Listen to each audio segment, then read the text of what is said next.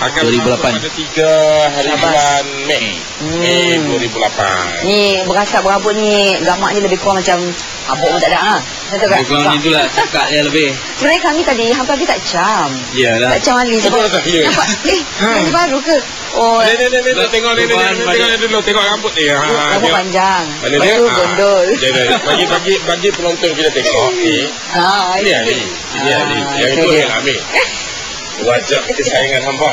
Nah, ini Ali. Ini sebenarnya kalau dulu saya lihat dengan kacamata, dengan rambut yang panjang. Tapi ini bukan image rock sekarang. Itu ya, masa tu memang rock lah. Sekarang ni kamu rock juga. Kamu rambut ni identiti lain. Tunggu time dia panjang balik lah. Walaupun ada sekarang ada teknik, bukan rebonding tapi teknik ni, apa extension. Extension. Dia buat extension tu. Tapi sekejap je lah. Ini rambut untuk AIM lah. Kita tengok dulu bingkisan tentang AIM ni dulu sebelum kita sambung perbualan dengan Ali Empire. Silakan. Anugerah industri muzik pentas utama untuk mengiktiraf dan menghargai bakat seni muzik paling bermutu di tanah air. Acara ini mendapat pengiktirafan setaraf dengan anugerah Grammy di Amerika Syarikat dan anugerah Brit di United Kingdom. AIM dianjurkan Persatuan Akademi Muzik Malaysia AIMM dan disokong Persatuan Industri Rakaman Malaysia ataupun RIM. Selain itu, pihak media penyiaran dan syarikat telekomunikasi turut memainkan peranan sebagai penaja utama. Penganjuran AIM bermula pada tahun 1994 dan ianya berlangsung setiap tahun. Sebanyak 18 anugerah dipersembahkan, antaranya artis baru terbaik, artis harapan, persembahan vokal terbaik dalam album, rakaman album terbaik, album Inggeris tempatan terbaik, album Cina dan India tempatan terbaik dan lagu terbaik dipertandingkan. Dan para pemenang akan dinilai oleh juri-juri profesional yang terdiri daripada ahli-ahli Persatuan Akademi Industri Muzik Malaysia. Dan pada tahun ini AIM memperkenalkan format baru di mana undian melalui pos dimansuhkan dan para juri akan diperkenalkan kepada umum. Dan ini bagi menjawab kritikan bahawa AIM tidak telus dalam pemilihan pemenang. AIM dijadual berlangsung 3 Mei ini dan akan disiarkan di NTV Future. Okey.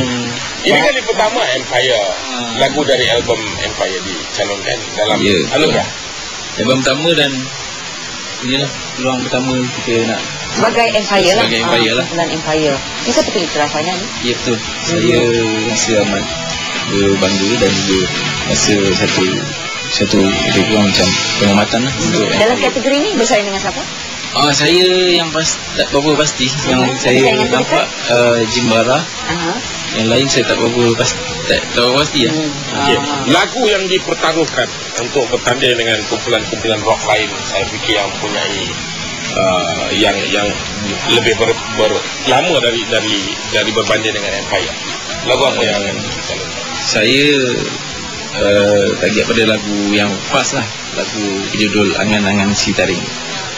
Angan-Angan, lagu nombor 1 dan Angan-Angan Si Taring. Lagu ni pasal apa? Dia lagu ni sebenarnya dicipta oleh arwah J.S. Kevin. Lagu dari semanan yang lalu.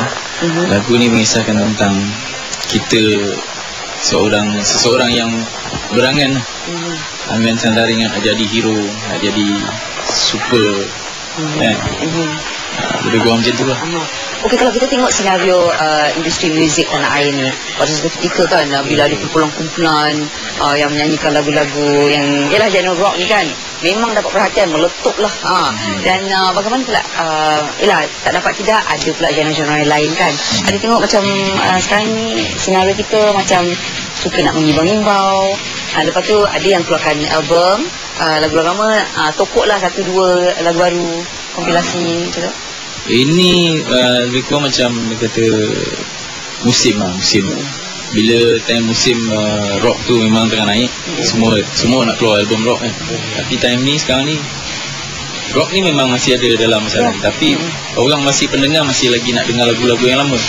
So trend sekarang buat balik lagu, keluar lagi baru stok lama, lepas tu selitkan lagu baru.